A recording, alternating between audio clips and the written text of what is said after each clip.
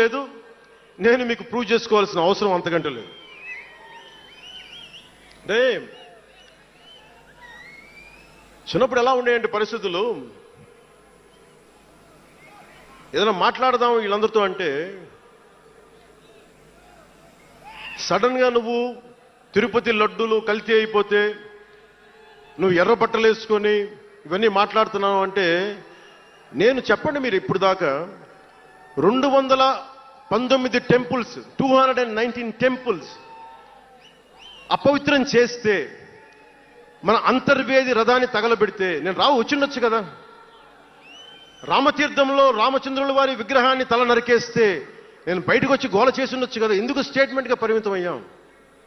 చిన్నప్పటి నుంచి మా ఇంట్లో రామనామ జపం ఉండేది. మా నాన్న ఉమ్మడి కమ్యూనిస్ట్ పార్టీ సభ్యుడు, ఎథీస్ట్ ఒకప్పుడు టీన్స్లో 20లో. ఆయన మరి ఎలా మారిందో మనసు తెలియదు కానీ విపరీతమైన రామభక్తుడు అయిపోయాడు నేను పుట్టేటప్పటికి.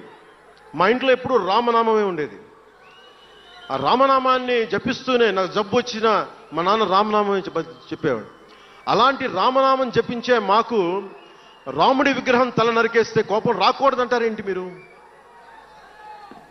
ఇదే మీకు ఒక మహమ్మద్ ప్రవక్తకి పవిత్ర రంజాన్ మాసంలో మహమ్మద్ ప్రవక్తకి మీరు ఒక మాటని దూషించగలరా? దూషించి బతకగలరా? అల్లాని ఒక మాట అనగలరా? జీసస్ క్రైస్ట్ ఒక మాట అనగలరా? మేరీ మాతని ఒక మాట అనగలరా? కానీ పార్వతీ దేవిని తిడతారు, లక్ష్మీ మాతని తిడతారు.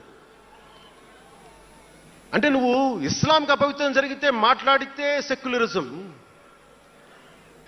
జగన్మాతకి కానీ పార్వతీదేవికి కానీ శివుడికి కానీ రాముడికి కానీ అయ్యప్పకి కానీ అపవిత్రం జరిగితే మా మనోభావాలు బాధపడకూడదు, గాయపడకూడదు, నోరు మూసుకొని కూర్చోవాలి.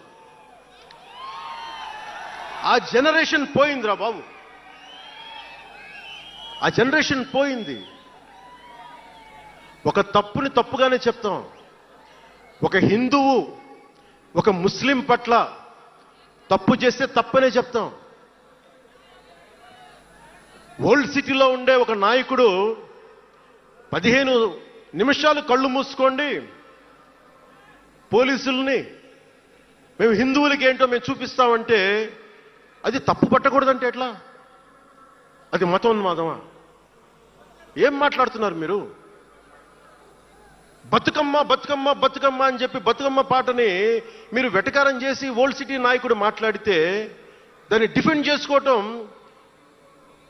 హిందూ అహంకారం అంటే నేను ఏం చెప్పండి? నేను అంటే అల్లాహకు ఒక న్యాయం, మహమ్మద్కి ఒక న్యాయం, అమ్మవారికి ఇంకో న్యాయమా? అలా కుదరదు బాబు. ఈ ధర్మం అందరికీ సమాన అవకాశం ఇచ్చింది. సనాతన ధర్మం ఉండబట్టే విజయనగర రాజులు మస్జిద్ కట్టించారు.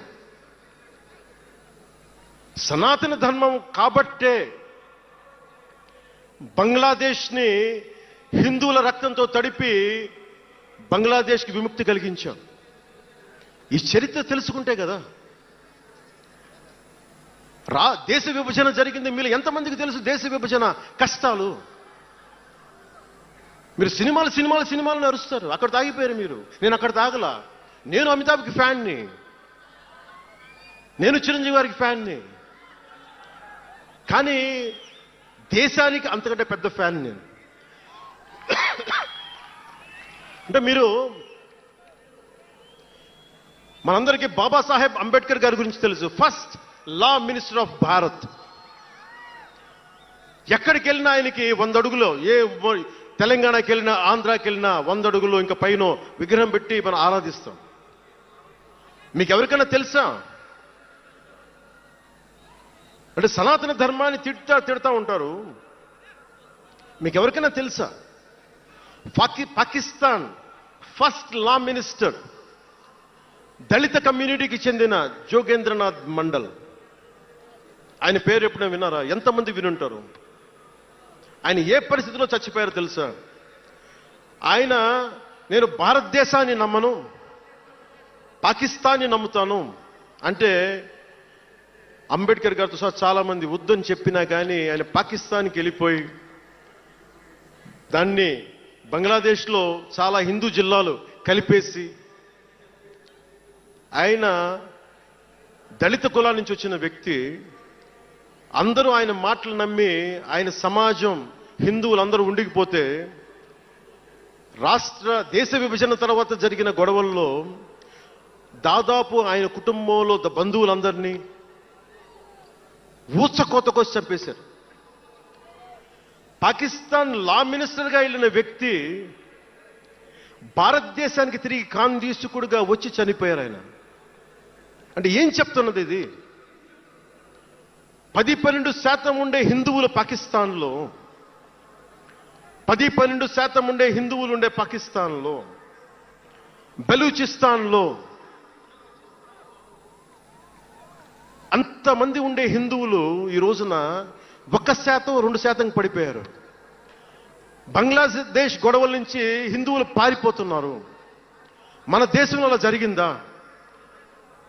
ఎంత మర్యాద ఇస్తాం ఇస్లాంకి? నా దగ్గర ఉండే వ్యక్తులను అడగండి, ఇస్లాం పాటించే నా దగ్గర ఉండే నా సన్నిహితులను అడగండి. ఇది పవన్ కళ్యాణ్ గొప్పతనం కాదు, సనాతన ధర్మం నాకు నేర్పింది ఇది. నువ్వు రాముణ్ణి ఆరాధించు, అల్లాని గౌరవించు, అల్లాని ద్వేషించమని మాకు సనాతన ధర్మం చెప్పలా. ఇది చెప్పాలి, అర్థం చేసుకోవాలి. ఈ సూడో సెక్యులరిస్టులు, కుహానా సెక్యులర్ వాదులు. నేను ఒకసారి వైజాగ్లో 19లో ఒక సీనియర్ నాయకులను అడిగాను. నేనేమడిగానంటే secularism, what is the true meaning of secularism అని. అలా మాట వచ్చి నేనేమడిగానంటే, మీరు ఒక హిందువు తప్పు చేస్తే ఖండించండి, ఒక ముస్లిం పట్ల ద్రోహం చేస్తే ఖండించండి, శిక్షించండి. అలాగే ఒక ముస్లిం ఒక హిందువుల్ని ద్వేషించినా దాడి చేసినా శిక్షించండి. ఇద్దరికి శిక్ష ఒకటే.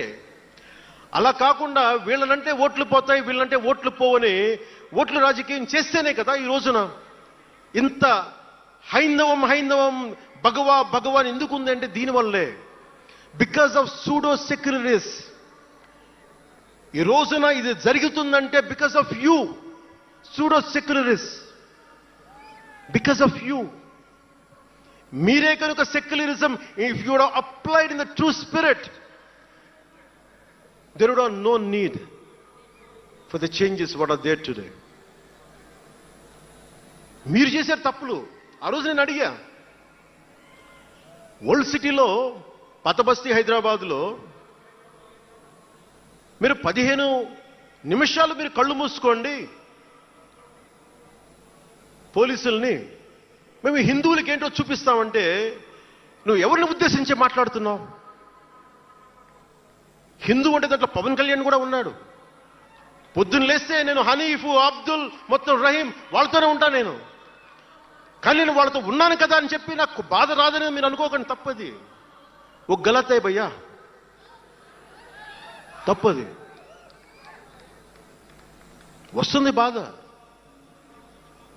నేను ఎవరిని నిందించట్లా. తిరుపతి కల్తీ లడ్డు చేస్తే నేను ముస్లింలను నిందించలా, క్రిస్టియన్లను నిందించలా. నేను నిందించింది దోషుల్ని పట్టుకోమని. చివరికి ఏం తేలారు? వాళ్ళందరూ హిందువులే కదా.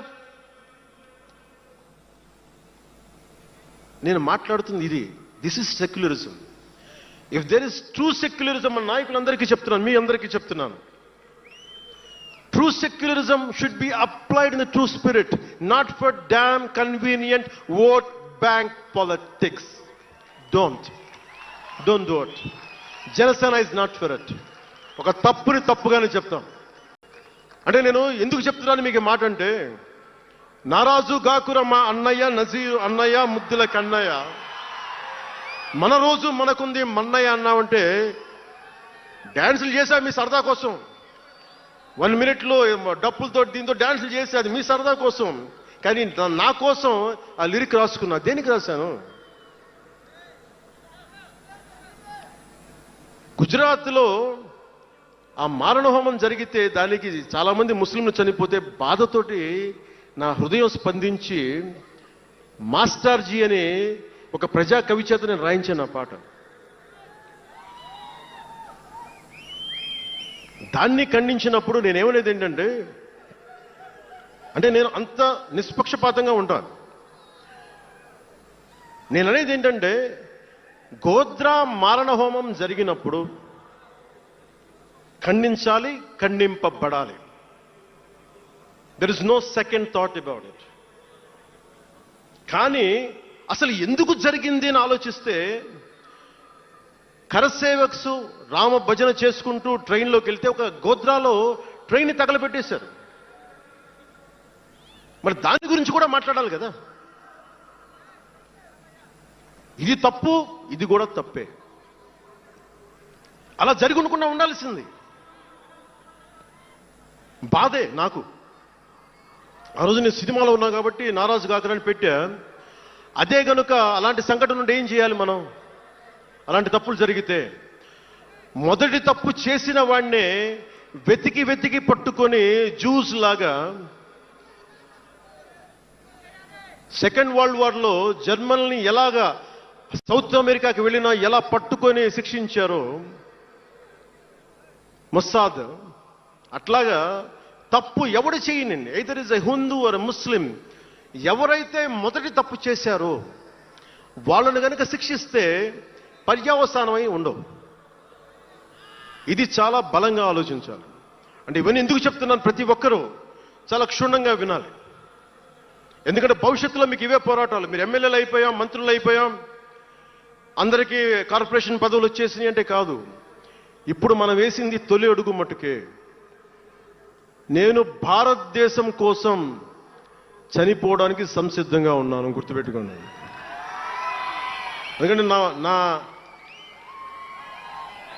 నా ఇంటెన్సిటీ చాలా వైల్డ్గా ఉండదు.